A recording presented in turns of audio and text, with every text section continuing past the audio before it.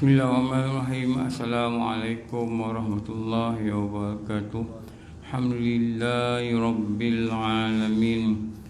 Wassalatu wassalamu ala sayyidina maulana Muhammad wa ala alihi wa sahbihi ajma'in. Rabbi shrah li sadri wa yassir li amri wahlul 'uqdatam min lisani yafqahu qawli. Subhanaka la ilma lana illa ma 'allamtana innaka antal alimul hakim. La haula wala quwwata illa billahil aliyyil azim. La haula wala quwwata illa billahil aliyyil azim. La haula wala quwwata illa billahil aliyyil azim. Alhamdulillah, kita jumpa dan kita baca kitab ni cara bulanan, Diarah ke Alam Barzakh. Bagaimana ulama dulu dia mengajar kita dan menyeru kita agar ingat-ingatlah pada kematian. Disuruh kita ingat mati. Sebab tu antara sifat mahmudah, sifat terpuji yang ada 10 sifat. Kalau kita buka kitab tasawuf, sama ada kita ringkas seperti Penawar Bagi Hati, dia yang terakhir dia akan kata zikrul maut. Dia akan kata zikrul maut. Atas dasar ni lah ulama suruh kita, ulama ajar kita, dia ajak kita kerap ingat mati. Kerap ingat mati. Jadi daripada itulah, sifat yang baik itulah lahirnya sebuah kitab ni yang ditulis oleh Syekh Jalaluddin, Diarah ke Alam Barzakh. Okey. Abu Naim muka surat 107.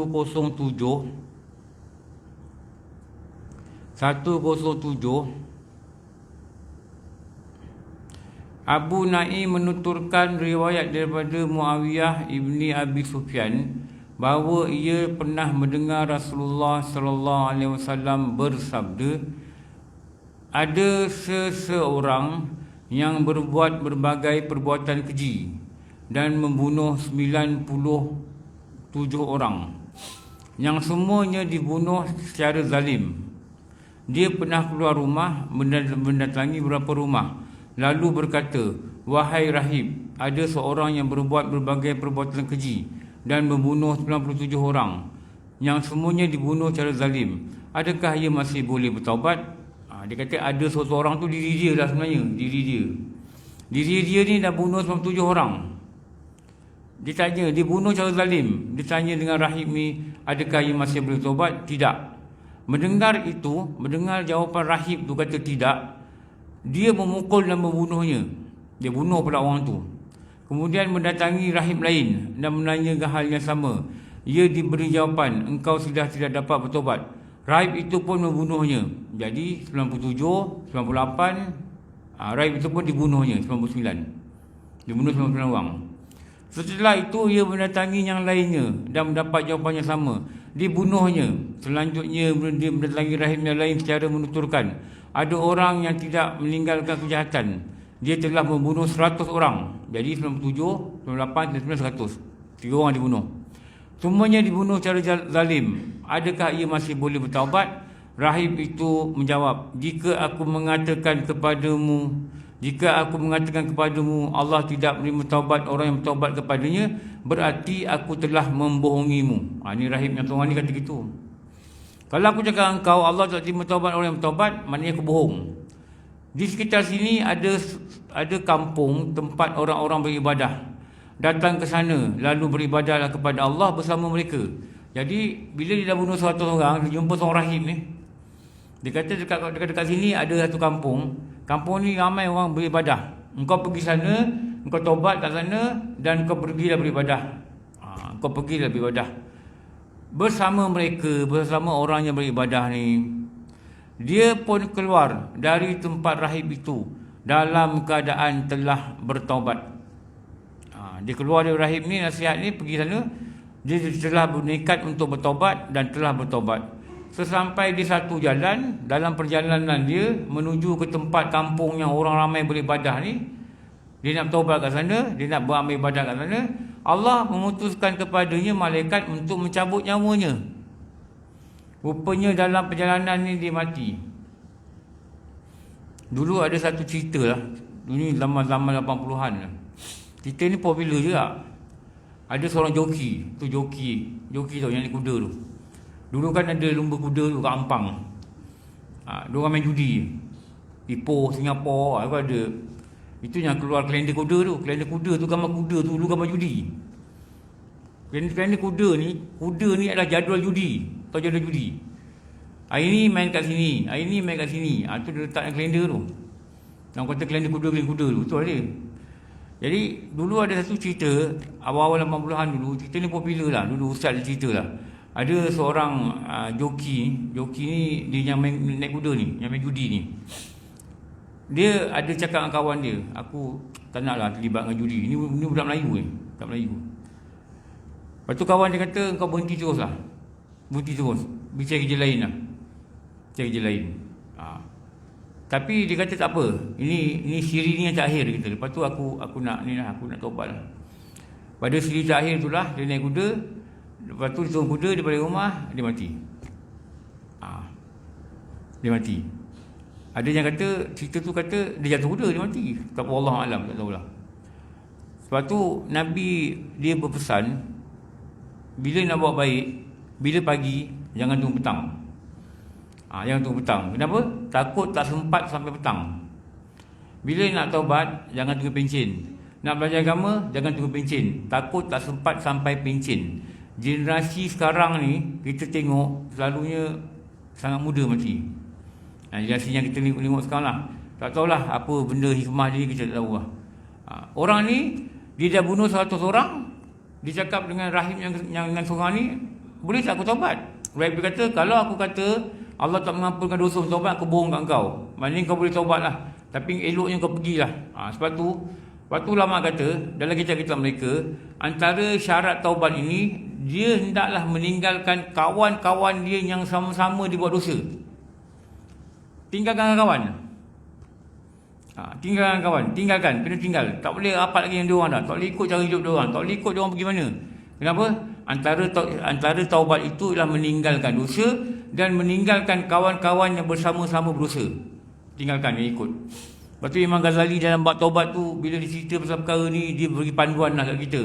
Engkau boleh kawan dengan 2 jenis manusia je. Ni, kita kena pegang ni. Satu, dia boleh ambil kebaikan dari kita. Dia boleh dengar nasihat kita, dia boleh tanya kita apa-apa, dan dia ikut apa dia cakap. Ni orang ni kau kawan dengan dia. Nombor 2, engkau boleh ambil sesuatu agama dari mereka. Engkau boleh dengar cakap dia, engkau tengok contoh dekat dia yang baik. Ni 2 golongan je.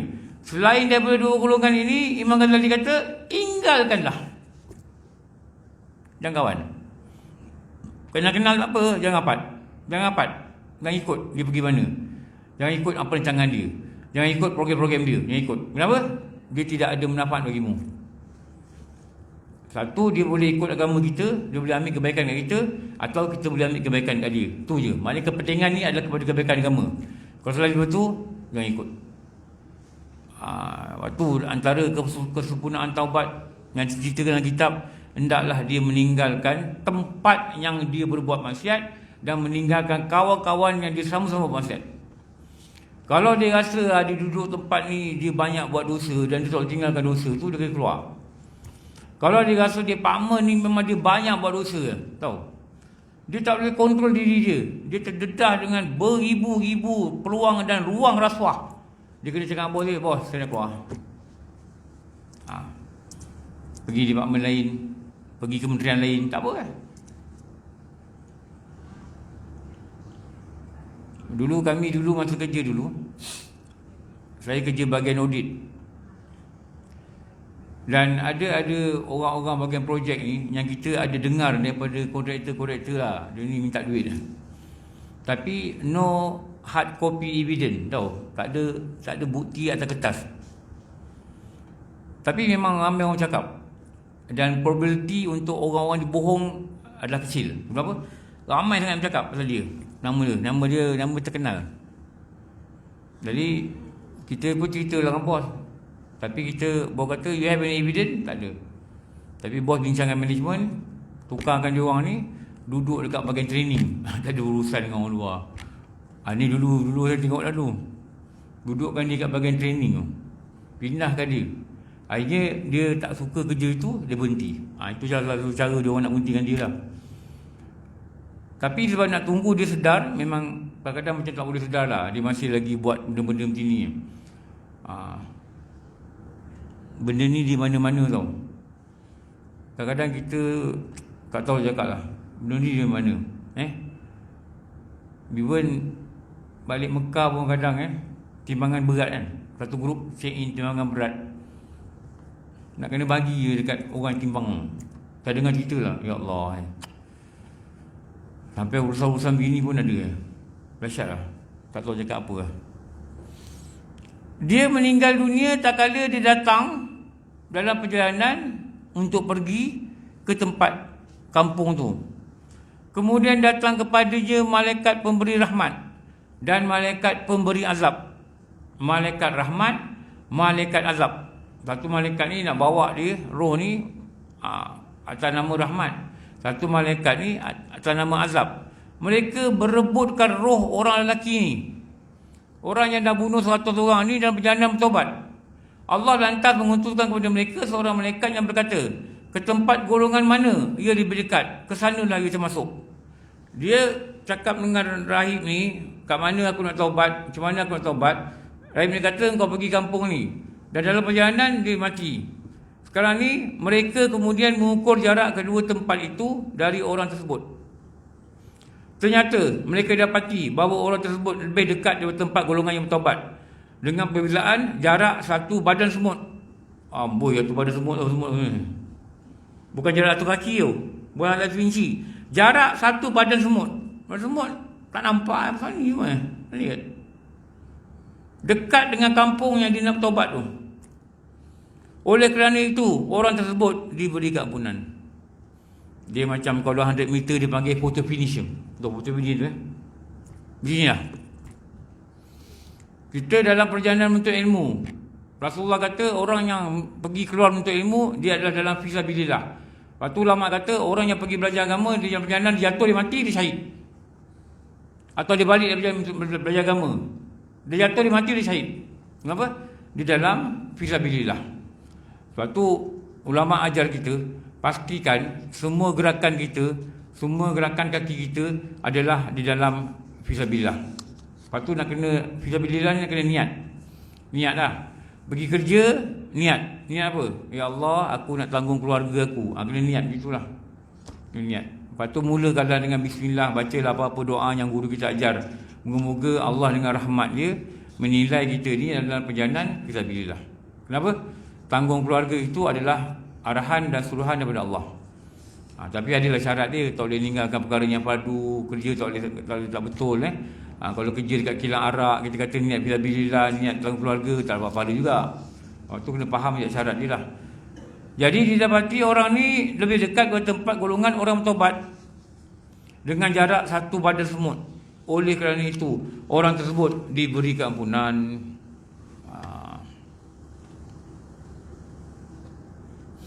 Hadis ini muka sebelah berasal dari kitab Sahih Bukhari, Sahih Muslim, yang bersumber dari Abu Sa'id Al-Khudri.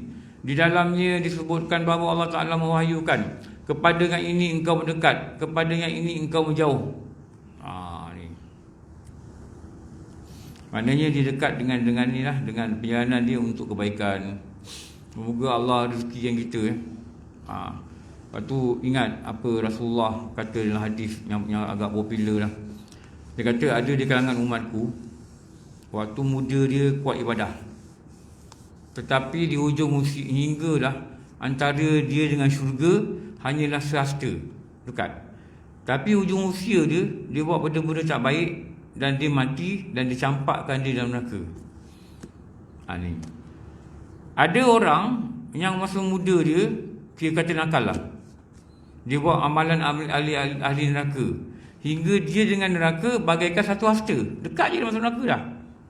Tapi di hujung usia dia, Allah beri dia petunjuk, Allah beri taufik, dan dia beramal dengan ahli syurga, dan dia mati, dia masuk syurga. Lepas tu ulama kata yang dikira ni adalah penghujung usia kita kat mana. Tapi bukan itu alasan kita untuk buat jahat, bukan. Ini salah faham ada hadis. Dan kita tak tahu hujung usia kita ni kat mana. Adakah dekat 40? Gitulah. Adakah dekat 60, ada dekat 70, tak apa tahu. Even tanya siapa-siapa pun orang tak tahu. Lepas tu rasakanlah setiap saat yang kita berada ni, kita sebenarnya berada di ujung usia. Jadi moga-moga dia beri motivasi kita untuk berbuat kebaikan. Tu kadang orang tua dia kata kan, dia tua, aku ni dah tua, entah berapa tahun lagi mati. Salah, ini statement yang salah. Berapa tahun lagi mati, hari ni boleh mati. Kita kata kau ni muda lagi, jauh lagi perjalanan. Salah. Mana kita tahu jauh perjalanan? Pergi hospital tu tengok, pergi tanya rekod. Ada kawan-kawan doktor-doktor pakar, tanya doktor, tanya rekod. Berapa ramai orang mati 20-an? Pergi tanya. Kita akan tengok data tu dengan kata panjat. Kita akan tengok data tu kata panjat. Ramai orang mati sekarang ni, muda-muda ni ramai. Cuma tak di inilah kan. Tak di statistikkan. Patutnya mungkin ada NGO atau apa badan kan, elok ambil data-data ni tau, daripada hospital, daripada sini kan. Hospital banyak sekarang ni. Ambil data-data ni, statistikkan. Golongan 20 ke 25 tahun ni, Januari sampai Jun, berapa orang mati? Statistikkan. Bawah 40, perempuan berapa, lelaki berapa? Statistikkan. Biar orang-orang yang bawah 40 dia nampak, ramai mati. Nampak? Yang mati sebelum pencen, statistikkan. Yang mati lepas pencen, statistikkan. Eloklah tengok kita tengok syata ni. Moga-moga dia kita, muda-muda apa ramai mati lah. Ya. Tapi benda ni memang tak ada. Memang tak ada orang buat lah. Tak ada orang buat. Jadi kalau orang buat tu bagus. Kenapa? Dia memberi ingatan. Memberi ingatan. Banyak yang buat dalam data-data yang pada dia tak penting ni. Tapi orang buat lah. Dia buat statistik berapa keluarga yang pendapatan bawah 4,000 tu ada. Berapa B40 tu ada. Itu memang ada statistik. Tapi statistik yang menunjukkan kematian mengejut. Cuba buatlah satu, buat bagus, satu benda yang baik tau. Kemudian wawarkanlah. Letak di signboard, cari kawan-kawan sponsor, letak signboard. Tahukah anda kematian mengejut pada tahun ini ada 8,000 kematian tanpa sebab. Benda ni membuat kita berfikir. Kita bawa kereta ke highway, orang mati kemalangan tu ada sebab kemalangan. Orang mati tak ada sebab. 8,000 menyebabkan kita berfikir. Apa kita fikir? Kita dapat satu hasil yang baik. Apa hasil yang baik? Mati tu datang tiba-tiba. Mati dalam pejabat. Buat statistik. Allah, kalau ada orang buat bagus. Daripada buat data-data pengangguran berapa, tak buat apa. Apa pengajaran kita dapat? Kerja susah. Lama macam dulu juga. Tapi bagaimana ulama berusaha mengajak manusia mengingat kematian, mari kita pun berusaha mengajak manusia ingat kematian. Mengingatkan manusia ni, kau akan balik ke kampung asal kau. Tanpa kau sedar, kau akan balik. Tanpa kau rela, kau akan balik. Tanpa kau sedia, kau akan balik. Statistik ni elok kita war-warkan supaya orang tengok dan orang nampak umur dia berada dalam golongan orang yang dah ramai mati sebelum ni. Itu kalau boleh buat baguslah. Kalau boleh buat baguslah. Ada doktor tu, dia ni murid, dia ni suami dia yang belajar dengan saya lah. Tapi belajar pun tak aktif jugalah. Dia dululah dia ada beberapa kali panggil saya kat pejabat dia. Lepas tu sekali tu dia panggil kat rumah dia. Kami kat rumah dia, masa tu nak sambut Ramadan lah. Bapa dia umur 90 tahun, nampak tegap lagi. Bapa dia panggil. Jadi kat depan rumah dia kemah semua lah. Lepas tu adalah isteri dia masa ceramah tu. Lepas tu lepas ceramah tu, suami dia ni cakap dengan saya, "Ustaz, isteri saya nak tanya tadi, dia malu. Nak tanya apa?" Dia kata daripada pengamatan dia doktor, banyak yang meninggal lately ni adalah bawah 40-an membanding dengan orang-orang tua. Dia orang buat satu statistik. Dan banyak yang mati ni adalah keadaan mengejut. Tak mengejut Mengejut? Tak mengejut ni. Tengah-tengah makan, tersedak, boom, mati. Begitulah, mengejut. Mengejut. Tadi nampak kat Petropa angkat tangan. Petang tu, tengah hari nampak Petropa angkat tangan. Okey lah angkat tangan. Dia kenal kita angkat tangan. Petang tu orang WhatsApp dia dah meninggal. Ni mengejut. Tengah hari nampak dengan Zuhur. Nampak dia kat tempat wuduk, nampak dia kat mana, nampak dengan kuliah. Malam nanti orang WhatsApp, ini aku nampak. Ni mengejut. Jadi doktor ni tanya, kenapa trend ni makin lama makin meningkat? Saya jawab satu soalan je, satu jawapan ni. Saya kata apa? Inilah tanda kiamat. Inilah tanda kiamat. Antara tanda kiamat ni, Allah cabut roh ni mengejut. Allah cabut roh ni mengejut. Dan antara tanda kiamat ni yang Rasulullah kata, masa menjadi semakin pantas. Tahu memang pantas tak? Perasan tak? Saya tak tahu lah kalau orang tak perasan. Perasan tak? Ni Jumaat, tutup Jumaat. Kalau perasan lah. Kalau perasan lah. Ini ribu awal, habis. Besok tak lagi. Jam dia awal, jam dia akhir. Dia masuk puasa lah. Kita rasa kita baru puasa lagi. Kita kata kita baru puasa. Kita rasa kita baru raya. Kita masih ingat ingatan dulu anak-anak kita pakai baju apa. Kita ambil gambar. Gambar tu masih lagi kat handphone. Masih baru lagi. Dah nak raya balik. Kita rasa heran.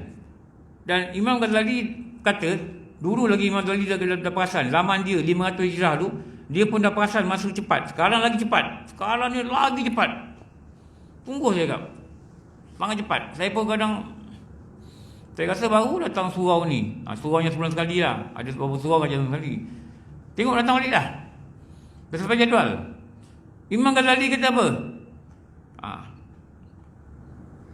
Sungguh heran masa yang berlalu pantas. Dia kata, pelik, memang pelik. Tapi lebih heran, orang yang merasaikan masa itu pantas, dia tidak mempersiapkan masa untuk kematian dia. Kita ni kalau makin cepat masa, maknanya kita kalau kematian kat sini, kita kat sini, kita makin cepat, maknanya kita makin hampir. Makin hampir kat kematian. Lagi saya tahu, ni tarikh lahir, ni tarikh mati. Ini ada dalam IC. Ni tak ada. Ni tak ada. Cuma dengan rahmat Allah, diaturkan beritahu dengan Rasulullah, pada hadis, pada ulama-ulama, pada perkataan, ada tanda nak pergi sini. Ada tanda. Dan kita sekarang ni hari dia bangun tidur, kita makin dekat ni kematian ni. Makin dekat ni alam barzah. Makin dekat, atas lagi sampai habis. Bila ni? Tak tahu. Tak tahu. Dan dia tidak mengikut susunan. Hari ni orang 70 mati. Besok orang 71 mati. Tahun depan orang 69 mati. Tak, dia bukan in sequence. Dia randomly. So randomly macam mana saya katalah,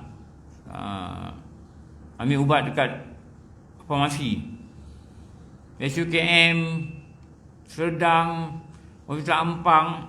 Nampak dia bagi nombor 6282. Kita tengok nombor 6284. 6284 dulu. Betul tak? Nampak tak? Pernah lah ambil ubat untuk mak dulu sekali 6287. Lepas tu 6118. Patah balik. Macam itulah kematian. Hari ni mati 71. Besok mati 18. Minggu depan mati 23. Lepas tu mati 68. Lepas tu saya selalu tengok dekat handphone lah. Dekat rumah saya ni info kematian. Dia satu grup Mirjit punya info kematian. Siapa mati dia ambil gambar. Kalau yang mati ni ada kaitan dengan ahli jemaah yang selalu datang, yang orang jemaah kenal, dia sebutlah bapa mertua Cik Fuad. Jadi Fuad kita kenal lah. Kadang-kadang tengok muka, tak pernah nampak ni.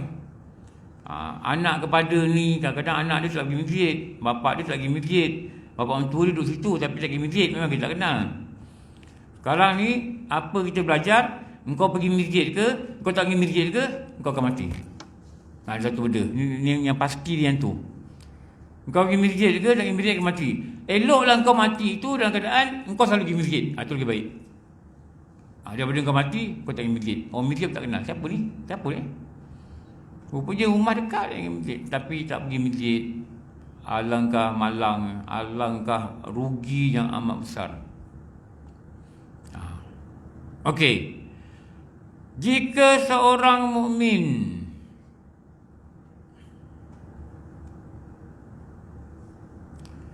Said Ibnu Mansur dan Ibnu Abi Ad-Dunya menuturkan riwayat dari Al-Hasan sebagai berikut: jika seorang mukmin menghadapi sakaratul maut, bererti dia telah didatangi 500 malaikat.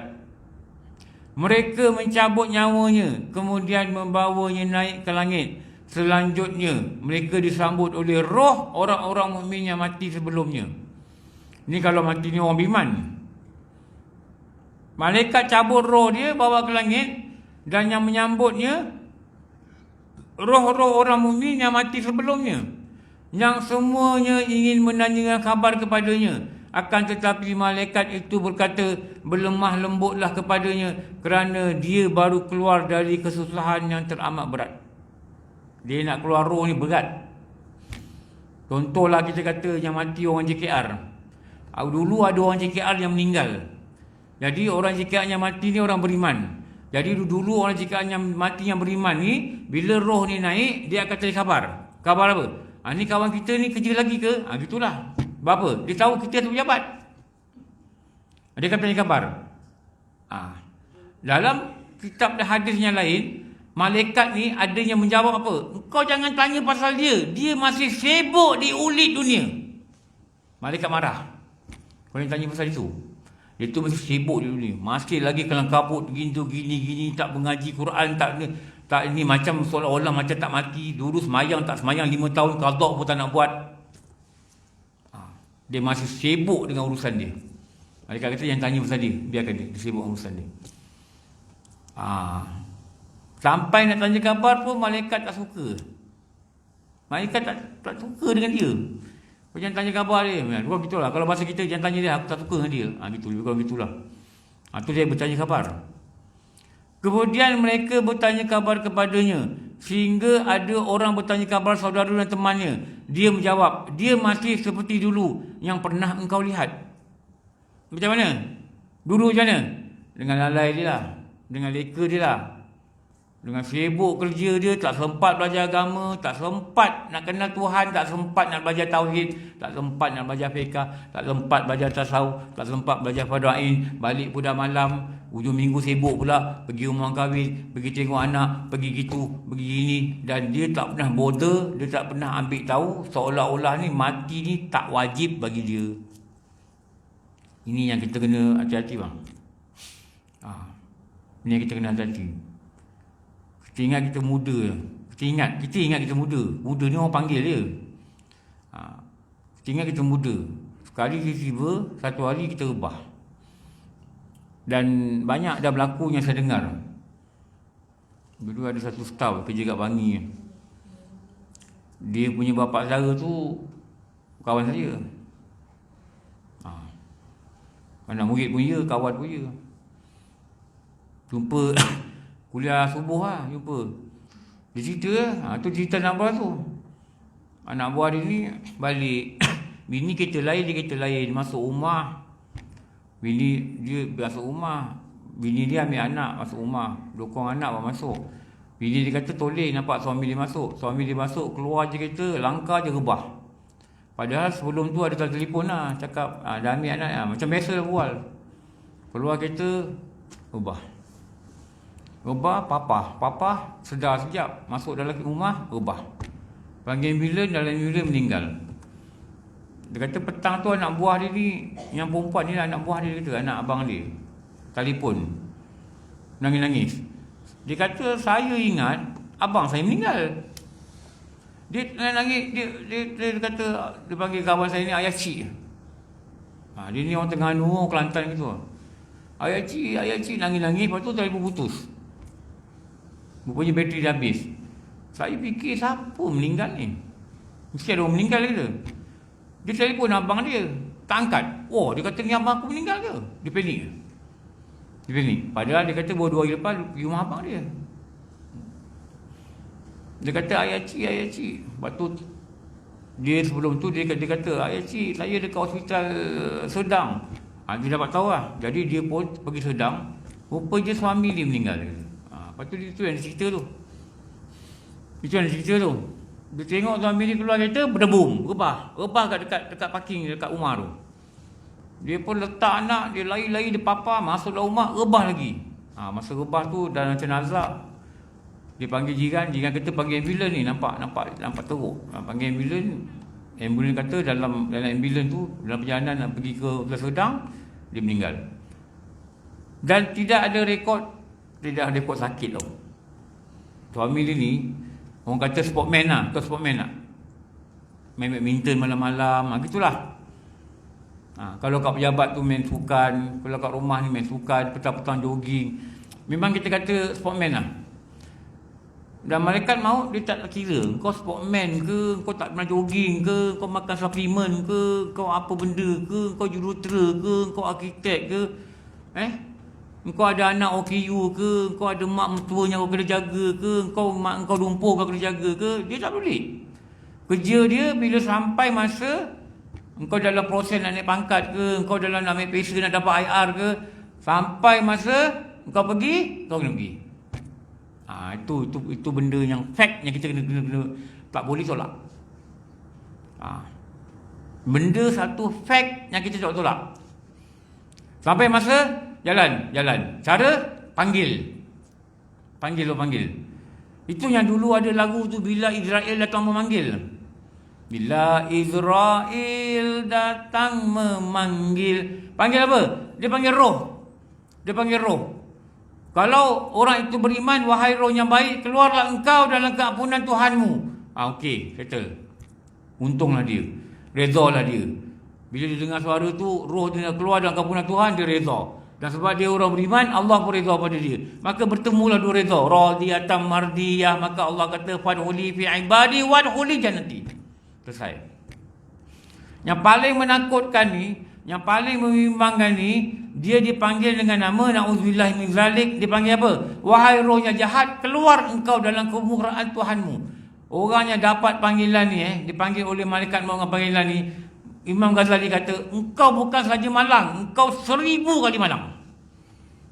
Waktu tu dia akan kata satu perkataan yang saya selalu cakap kat sini. Irji'un Rabbi irji'un, balikkan aku balik, jangan matikan aku dulu wahai Tuhan. La'alli a'malu salihah fima taraktu. Tengok surah Al-Mu'minun ayat 99 ayat 100. Supaya aku dapat buat amal soleh yang aku tinggalkan. Jangan matikan aku, hidup aku balik. Allah kata kalla, tidak, sekali-kali tidak. Jangan skrip ni yang Allah cerita dalam Quran, jangan skrip ni kat kita rupanya. Na'udzubillah min zalik. Celakalah manusia tu. Celakalah dia hidup dia. Celaka juga mati dia. Bila mati dia kata, ya Allah kau hidup aku balik. Aku nak buat amal soleh yang aku tinggalkan. Kenapa? Dia nampak buku amal dia tengok solat dia tak ada rupanya. Dan dulu dia tak sembahyang satu hal, tak qada. Buat taubat, tak qada. Sebab syarat taubat pada meninggalkan fardu ni kena qada. Baru Allah Ta'ala dengan rahmat dia mempertimbangkan. Tak tahu dapat tak dapat, tak tahu.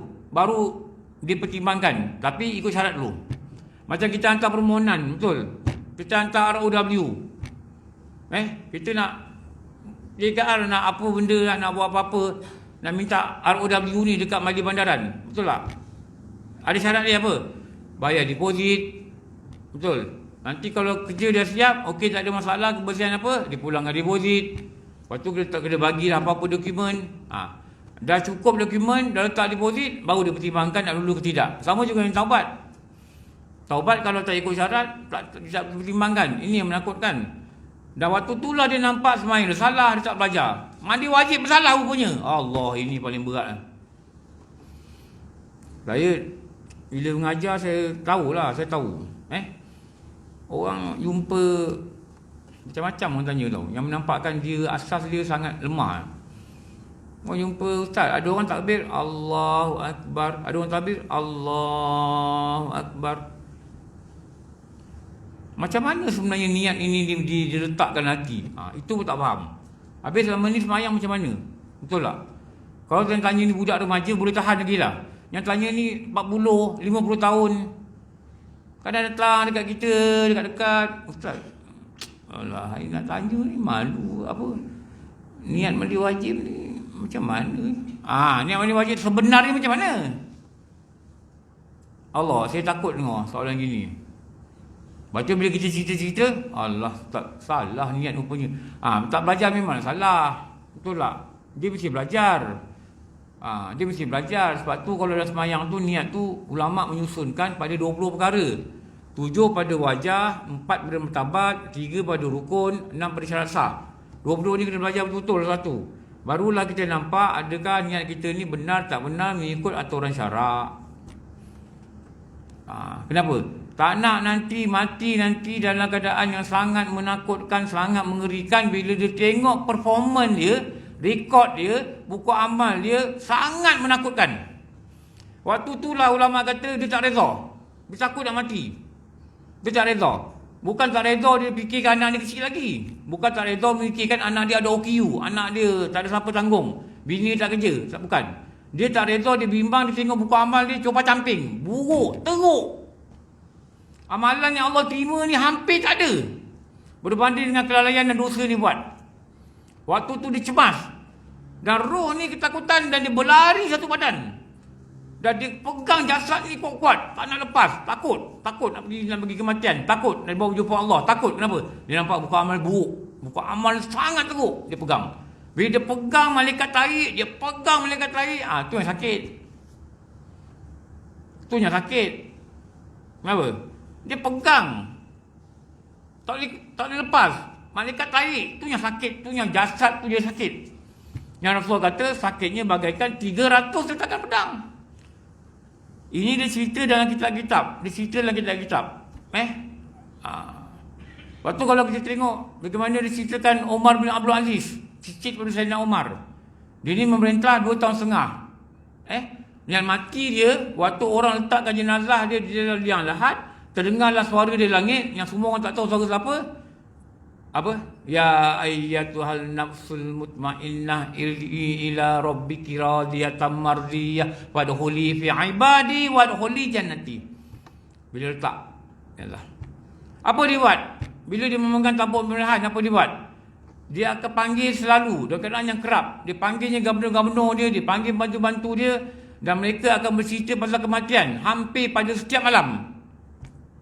Dan lepas cerita tu nanti gubernur-gubernur dia pemimpin dia, bantu dia akan menangis. Dan kita kata menangis dengan mereka seolah-olah ada jenazah yang mereka sayang depan mereka. Menangis mereka, bimbang mereka tentang apa yang Allah akan tanya mereka dalam pemilihan mereka. Ni Umar bin Abdul Aziz. Pada dia kematian ni just around the corner. Dekat lah. Dekat. Kita yang malang ni kita tak rasa dekat. Kita rasa orang meninggal, kita rasa umur berapa? 90. Dah berusia lah. Macam seolah kita kata, patutlah mati. Kita perasaan kita gitu tau. Bila ada kawan meninggal, anak dia meninggal, umur 25, umur 30, kita kata kenapa? Kenapa? Accident ke? Kalau dulu kita kata apa? Covid ke? Padahal tanpa Covid dia boleh mati. Padahal tanpa dia jatuh motor dia boleh mati. Padahal tanpa sakit dia boleh mati. Termasuk apa? Termasuk kita. Tanpa apa-apa dia boleh mati. Tu saya cakap dulu, saya sangat terkesan dulu bila kawan saya meninggal. Nama Nordin. Dia orang ni, 4 orang ni, dia pergi pass lab. Tu pass lab lah. Dulu ada pass, sekarang pun ada pass lab. Dia check darah, lepas tu dia keluar result. Saya tak tahu dia orang ni sebab nak pergi overseas ke, ada sebab lah. Ada sebab. Ada kursus ke yang memerlukan medical check up. Saya tak ingat kenapa. Tapi ada sebab lah mereka kena buat. Jadi buatlah 4 orang ni. 2 orang ni okey. 2 orang ni darah dia cantik. Yang seorang ni doktor kata awak kena masuk ward, darah awak teruk. Yang seorang ni dia kata awak jantung ni teruk ni, awak tak sedar jantung awak teruk. Sebab tu awak selalu semput kata. Jadi 2 orang ni doktor recommend pergi further check up. Yang pas lihat result tu lah, yang orang ni MA ni kata pergi further result, mungkin awak kena masuk ward. Yang 2 orang ni okey. Yang salah seorang ni okey ni namanya Nordin. Yang Nordin ni doktor kata awak punya blood test ni, awak jantung ni macam budak remaja. Padahal umur dia 40. Maknanya bagus, jantung ni bagus. Nordin ni cerita dia Lepas dapat result, dia pun tak ada apa lah, tak ada rasa apa-apa, macam biasa lah. Dia sihat kan, dia sihat. Besok, dia tengah minum, dia sakit dada.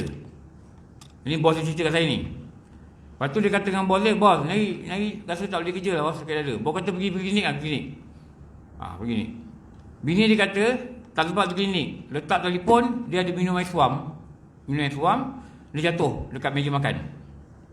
Dan dalam perjalanan pergi ke SUKM, dia meninggal. Saya dapat khabar, saya dekat office dengan meeting. Lepas tu saya kata dengan kawan saya, jomlah kita pergi tengok sekejap lah. Saya datang, memang dah meninggal. Ada kat bilik mayat. Datang. Saya datang, mak dia datang. Mak dia di mana saya tak tahu, saya ingat. Mak dia datang, mak dia pingsan. Bini dia datang, bini dia pingsan. Pingsan dekat sebelah bilik mayat tu. Dekat sebelah, apa tu? Yang tutup tu lah, untuk jenazah tu kan. Buka, dom pingsan. Bini pingsan. Bini menangis teruk. Saya suruh kawan saya call office. Ada satu dulu kita Selcom dulu ada satu unit. Unit ni macam jaga kebajikan pekerja lah. Saya kata jangan perempuan datang lah. Takkan saya nak tolong, nak angkat, nak apa kan. Ini perempuan kan, susah. Jadi adalah kawan-kawan perempuan datang tolong lah. Mereka ni kenapa? Mereka ni sangat terkejut. Pada usia 40, nak hampir 41, dia meninggal dunia. Dalam keadaan doktor baru cek darah dia. Beberapa hari lepas, doktor kata darah dia ni cantik. Itu yang kita belajar tu. Yang cerita ni kawan dia ni yang kena masuk ward ni, yang sebab darah dia tak bagus. Doktor kata dia ni jantung dia macam sportman, sedangkan dia bukan ahli sukan. Sebab tu kita nak ambil pengajaran apa? Kita kena berhati-hati. Jangan tertipu dengan sihatnya kita. Jangan tertipu dengan kacaknya kita. Jangan tertipu dengan muda je kita. Jangan tertipu orang panggil anak muda. Dia orang ni muda lagi. Jangan tertipu. Kadang-kadang anak muda ubah dulu. Dan banyak nampak dah. Bukan soal siapa pergi dulu. Soal dia apa persiapan yang kita bawa balik untuk pergi. Ini benda yang kita kena fikir. Bukan kita nak fikir umur kita berapa. Tak. Kita kena fikir apa yang kita bawa. Kalau tak bawa apa-apa, menangis dia sangat dahsyat. Dalam kubur, seorang-seorang menjerit, kena seksa, na'udzubillah, sampai hari dibangkitkan. Ila yaumi yub'atsun, Al-Quran kata. Jadi eloklah ada kitab-kitab kematian dalam rumah. Eloklah dengar kisah-kisah kematian ni. Kalau hati ni masih degil dan lalai untuk membuat persiapan. Nabi kata apa? Cukuplah mati itu sebagai peringatan. Saya cakap apa lagi dah? Saya panggil orang nasihat. Baca kisah kematian, tengok kematian, ambil pengajaran. Berapa ramai orang mati pada usia kita? Saya dulu adik ipar saya meninggal 41. Dia masuk ward. Dia nak masuk ward tu nampak dia baring, dia duduk, dia ada angkat tangan. Saya ingat okey kot, saya pun pergi kerja. Daripada Melaka saya nak pergi ke Terengganu. Jadi saya ikut laluan Gemencih. Kakak Gemencih, orang rumah saya kata, dia kata adik ipar saya ni dah meninggal. Pada usia 41. Saya pun dah sampai Gemencih, saya pergi kat sekolah anak saya. Anak saya dulu kat Mahat Gemencih. Mahat Gemencih. Dia kebetulan dia orang ni tengah keluar kelas tau. Tengah keluar kelas, ada aktiviti petang. Anak saya tengok saya, dia daripada atas, "Abi, kenapa datang?" Saya cakap dengan dia apa? "Pak Cik Hir." Saya cakap Pak Cik Hir, dia terus menangis. Dia tahu Pak Cik Hir meninggal. Sebab sebelum ni Pak Cik Hir tu sakit. Dan saya cakap dengan diri saya apa one day, satu hari nanti, dan mungkin jadi kat kawan-kawan semualah, satu hari nanti ada adik-beradik kita akan pergi kat asrama anak kita dalam keadaan bersalah, nak cakap macam mana ni bapak dia dah tak ada. Tahu tak? Saya pun rasa, tapi saya tahulah anak saya menangis taklah terus bukan bapak dia mati. Macam mana abang kita nak cakap, ni lah Pak Ngah nak cakap ni. Kita belum kata Pak Ngah nak cakap, dia akan agak bapak dia mati atau mak dia mati. Dia kata, kenapa? Abah kenapa? Mak kenapa? Benda ni akan berlaku. Tahu? Betul tak? Dan orang yang mati ni, dia tak peduli macam mana kau nak cakap dengan aku, kau cakap lah, tak apa. Bukan urusan aku lagi. Aku dah tak ada kat dunia. Tapi urusan aku macam mana aku menapi kematian ni, dan lepas kematian, bagaimana aku nak menapi amalan aku yang tak cukup. Itu urusan dia. Itu urusan dia. Dia tak peduli anak nak nangis ke, bini nak nangis ke, dia tak peduli. Kenapa? Bukan hal dia lagi. Ada benda lebih penting. Apa dia? Bagaimana aku nak menapi balah. Dan keadaan amal compang camping ini tak betul, itu tak betul, baru dapat tahu semayang tak betul.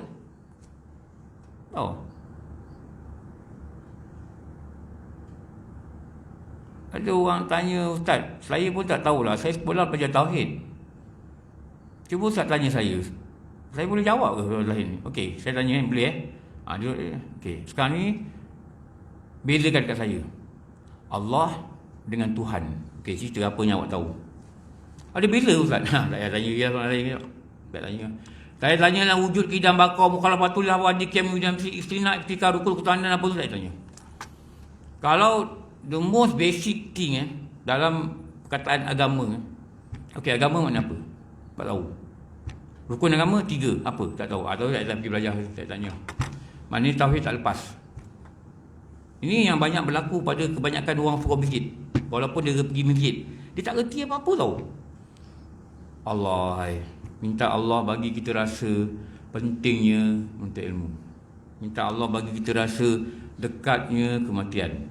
Minta Allah bagi kita rasa apa muhasabah pada amalan. Minta Allah bagi kita rasa this is a one way street. Mati tak boleh patah balik. Minta Allah bagi kita rasa tau. Minta Allah bagi kita rasa dunia ni menipu. Minta Allah bagi kita rasa dunia ni tak boleh bawa pergi mana. Minta Allah bagi kita rasa dunia ni sementara. Minta Allah bagi kita rasa. Sebab kita ni bagaikan dah tak boleh rasa dah. Imam Ghazali kata kalau kau tak boleh rasa benda-benda gitu, kau tak boleh rasa dunia sementara, kau rasa dunia ni macam kau nak pegang aja, kau doalah dengan Allah, ya Allah gantikan hati aku dengan hati lain. Kenapa? Hati kau telah rosak. Ramai orang hati rosak tak sedar. Jasad berjalan, hati dah hancur. Hancur, dia lumat oleh dunia ni yang sangat menipu.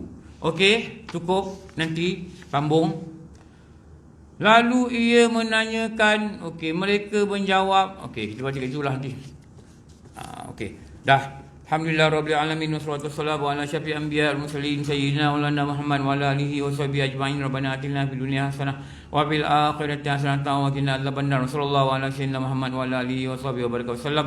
Walhamdulillah Rabbil Alamin. Apa maaf semua. Wa bi wallahu alam. Assalamualaikum warahmatullahi wabarakatuh.